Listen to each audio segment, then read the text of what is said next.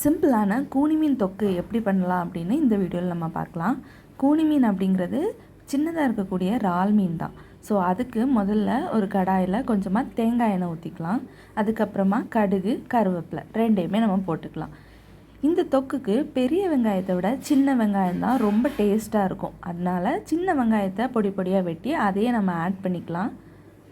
சின்ன வெங்காயம் நல்லா வதங்குற வரைக்கும் கொஞ்சம் நம்ம வெயிட் பண்ணணும். எந்த அளவுக்கு தேங்காய் எண்ணெயில் அது வதங்குதோ அந்த அளவுக்கு இந்த தொக்கு ரொம்ப டேஸ்ட்டாக இருக்கும். ஸோ அதனால் நல்லா கொஞ்சம் வறுத்துட்டு அதுக்கப்புறமா ஒரு மூடி போட்டு நம்ம க்ளோஸ் பண்ணிவிட்டு கொஞ்சம் ஒரு 2 மினிட்ஸ் வரைக்கும் வெயிட் பண்ணணும். அதுக்கப்புறமா நம்ம கழுவி வச்சுருக்க இந்த கூனி மீனை அதில் ஆட் பண்ணி அதையும் லைட்டாக வறுத்துக்கலாம்.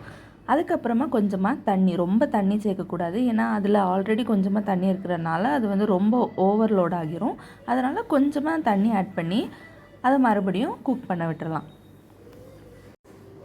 அதுக்கப்புறமா கொஞ்சமாக ஜிஞ்சர் கார்லிக் பேஸ்ட்டு, அதுக்கப்புறம் கொஞ்சம் உப்பு, இந்த ரெண்டுமே சேர்த்துக்கலாம். ஜிஞ்சர் கார்லிக் பேஸ்ட் நம்ம சின்ன வெங்காயம் ஆட் பண்ணும்போது கூட ஆட் பண்ணிக்கலாம், அது தப்பு இல்லை. ஸோ இப்போது ஆட் பண்ணிவிட்டு இது ரெண்டுமே எல்லாம் சேர்ந்து மிக்ஸ் ஆகிற அளவில் கொஞ்சம் நல்லா வேக விட்டுக்கலாம்.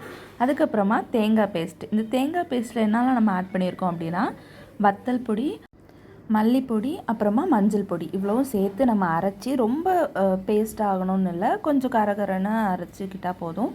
அதை ஆட் பண்ணி நல்லா வேக விட்டுற வேண்டியது தான். ஸோ இது ரொம்ப நல்லா ட்ரை ஆகிற அளவில் நம்ம நல்லா வறுத்துக்கிட்டோம் அப்படின்னா சூப்பரான டேஸ்டான கூனி மீன் தொக்கு ரெடி ஆயிரும். பார்த்தாலே தெரியும் எவ்வளோ கலர்ஃபுல்லாக இருக்குது அப்படின்னு. கண்டிப்பாக இதோட டேஸ்ட்டும் சூப்பராக தான் இருக்கும். கண்டிப்பாக நீங்களும் ட்ரை பண்ணி பாருங்கள். ஸோ ஒரு நல்ல ஃபிஷ் மீலோட இதெல்லாம் வச்சு சேர்த்து சாப்பிடும்போது அவ்வளோ டேஸ்ட்டாக இருக்கும். கண்டிப்பாக ரெசிப்பியை ட்ரை பண்ணி பாருங்கள். அதோட நீங்கள் இந்த மீன் கூனி மீன் அப்படிங்கிறத உங்கள் ஊரில் என்ன பேரில் சொல்வீங்க அப்படின்னு மறக்காமல் கமெண்ட் பண்ணுங்கள். ஸோ இன்றைக்கி நான் என்னோடய லஞ்ச் என்ன அப்படின்னா மத்தி மீன் குழம்பு, ஃப்ரை, அப்புறமா கூனி மீன் தொக்கு, அப்புறம் அப்பளம், சாதம், இவ்வளோ தான். ஸோ நெக்ஸ்ட் வீடியோவில் பார்க்கலாம். பாய்.